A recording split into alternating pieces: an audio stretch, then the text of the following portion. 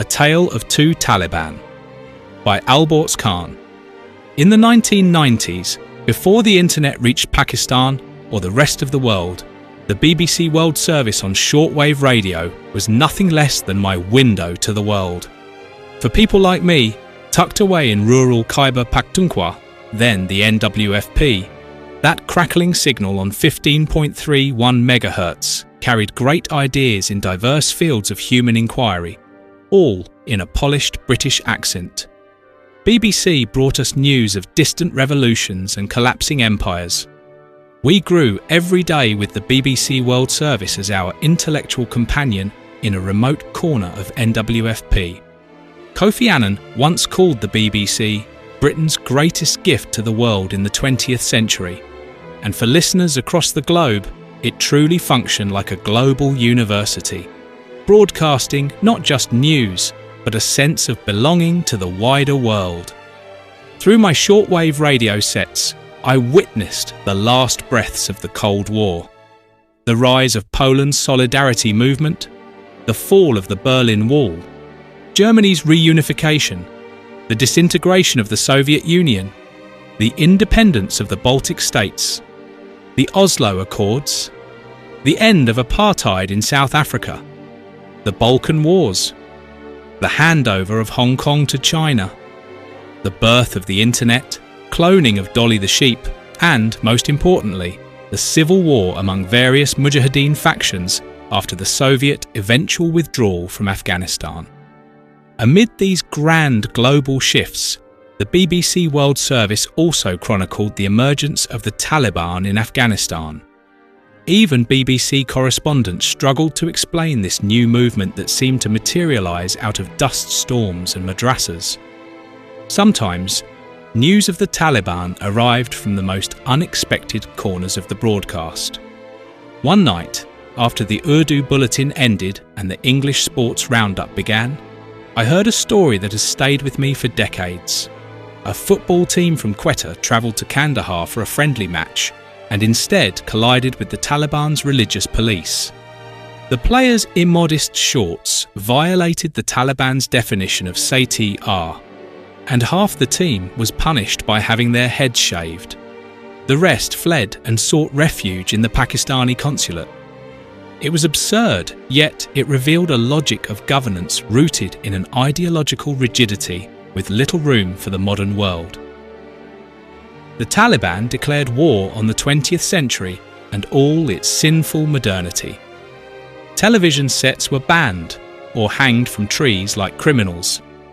Radio stations were allowed only to broadcast jihadist motivational chants stripped of music.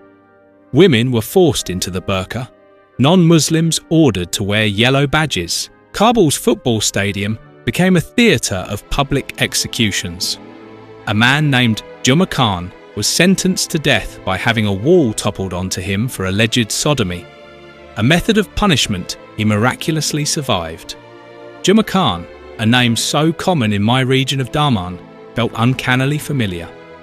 Then there was the Taliban Minister of Electricity, who, during a citywide blackout, was found climbing an electric pole to fix a faulty wire.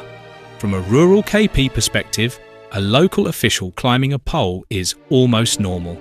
To the rest of the world, this was the spectacle of a state. The Taliban's collision with modernity produced scenes so bizarre they slipped into dark comedy. During negotiations around the hijacked Indian Airlines Flight 814, international officials attempted to explain the Y2K computer bug. After listening carefully, the Taliban delegation suggested fixing it by using some old computers lying in a room. These were men building an Islamic Emirate with the mindset of villagers thrown overnight into a century they neither understood nor trusted. These Pashtun Kaliwal Taliban with Deobandi schooling had a view of the human condition that, in many ways, I could understand. Even the legendary escape of Mullah Omar on a Honda motorcycle made intuitive sense to those of us from rural KP, though unthinkable for a head of a regime. Yet the Taliban, who returned to power in 2021, appeared almost unrecognisable, no longer the ragtag militia of shortwave rumours.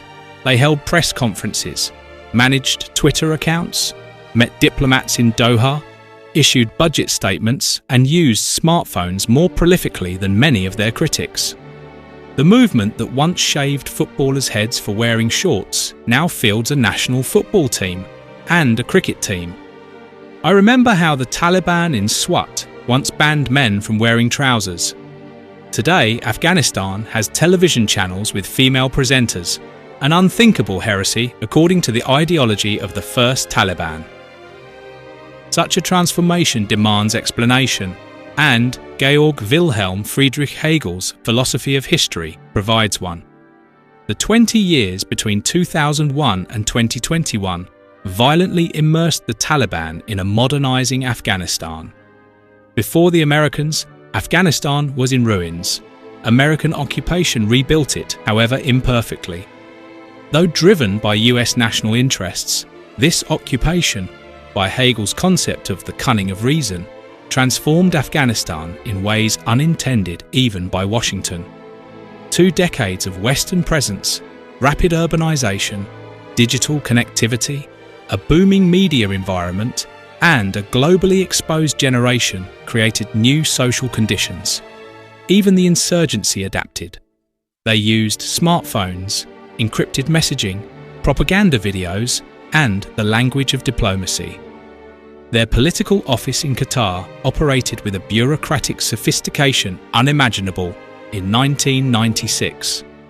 For students of the philosophy of history, this evolution resembles a classic Hegelian dialectic. The first Taliban emirate was the thesis, a pre-modern rural Pashtun order emerging from civil war. The American-backed Afghan Republic became the antithesis, a modernizing force built around state institutions, global norms, and urban development. The Taliban's return in 2021 is the synthesis, a contradictory fusion of the two. It remains an Islamic Emirate, yet runs ministries, manages airports, operates a central bank, and maintains diplomatic channels, all products of modern statecraft. In truth, the new Taliban inherited a fully furnished house from the Americans, a functioning bureaucracy built largely by anti-Pakistan, pro-India Afghan technocrats. The Taliban did not burn this house, they moved into it. Through their interaction with remnants of the previous government, they absorbed some of its geopolitical orientations. This partly explains the resurfacing of the Durand Line issue and the Taliban's unexpectedly warm posture toward India during its BJP era.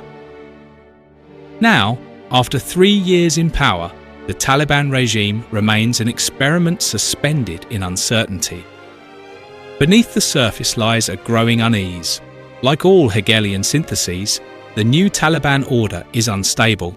They aspire to be both a modern state and a pre-modern religious movement. They seek international legitimacy while remaining faithful to their religious worldview. They want foreign investment while hosting transnational jihadist groups. Their leadership is divided between a pragmatic Doha cadre and a hardline clerical hierarchy in Kandahar.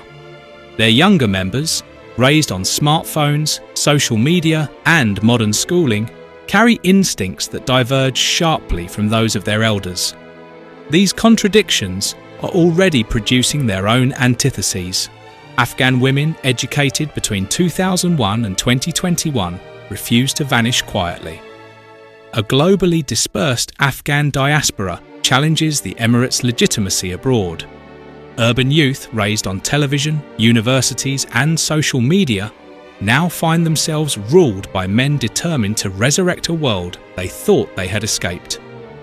The harder the Taliban attempt to enforce their old certainties, the more vigorously new opposing forces emerge.